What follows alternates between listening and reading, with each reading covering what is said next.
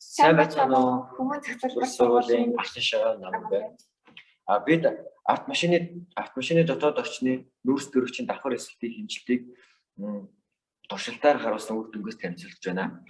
Монгол улсын хэмжээнд суудлын автомашины 2021 оны байдлаар 757,171 машин бүртгэгдсэн байна. Ийм учраас замын төвжирэл ихсэж хүмүүс машиндаа өдөртөө 4-6 цагийг өнгөрөөдөг. Энэхүү судалгаа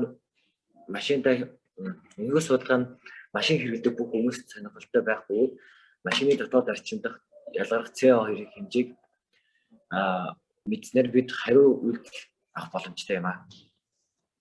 Шинэ салааны агаар шүүгчийг салсан солиогүй CO2-ийн хэмжээ хэр өөр байдаг вэ гэсэн асуултад хариулахын тулд туршилтсан. Хүмүүс шинийг асаалтаа байх үед салааны агаар шүүгчийг 3 янзаар агаар шүүгчийн үед хуучин агаар шүүгчтэй үед хэмжиж туршилт үздэг. Бид машины агаар шүүгчийг солиогүй машины дотоод орчинд дах агаарын бохирдол ихтэй гэж хамагсан учраас уг туршилтыг хийхээр болсон байна. Крон 181 гэдэг машинаар туршилт хийсэн. Энэ машин 2006 онд үйлдвэрлэгдэж 2013 оны 5 сарын 7-нд импортоор орж ирсэн. Туршилтын үйл явц нь эхлээд машинаа асаасан, тод төхөөрөмж 10 минут халаасан. Тэгээд машины парыг асаан салоныг агаар шүүгчийн үед 10 минутын туршилт хийгээд дараа нь парыг унтраан 10 минутын турш суур хэмжилт хийсэн. Машины хуучин шүүлтүүрийг буцаан хийж парыг асаан 10 минутын туршилт хэмжилт хийсэн.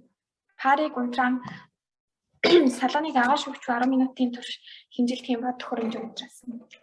За энэ график дээрээс харж байгаачлан агаар шүүгчийн үед машины доторх CO2 хэмжээ нь 3402 ppm болж өссөн байна.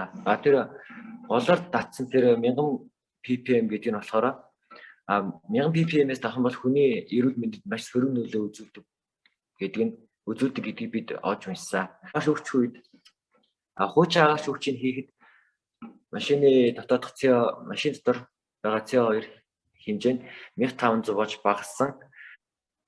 Бид уг туршилтыг нийт 2 удаа хийсэн ба эхний туршилтыг хийх явцад гадаа орчинд хасах 13 Цельс байсан ба туршилт хийх машинд хүний амьсгалах CO2 ялгарсан тул бүтлгийсэн. Дараа туршилт маань шинэ агаар шүүгчтэй үед туршилт хийсэн болгож бүтлгийсэн. Учир нь хуучин агаар шүүгчийг тавиад 14-с 21 хоног байсан ба шинээр тавьсан агаар шүүгчийг үйлдвэрлэсэн газар өөр байршуулах явцад алдаа гарсан учраас хуучин агаар шүүгчийн утгаас тавсан. Үүнээс авч үзэхэд автомашины салааны агаар шүүгчийг үйлдвэрлэгчийн даасан хугацаанд солих хэрэгтэй гэж бид үзэж байна. Энэхүү судалгааг цааш үргэлжлүүлэх шинэ агаар шүүгчийг зориулалтын дагуу 50 дахин хэмжиж үзэх хэрэгтэй. За талархал Канадсан болон Америкт Флорида бол үйлдвэрийн их сургууль хамт олонд Монгол улсын их сургуулийн хамт олон мөн Public Fluid Lab Mongolia байгууллагын хамт олон тус талархсан сэтгэлээ илэрхийлж байна.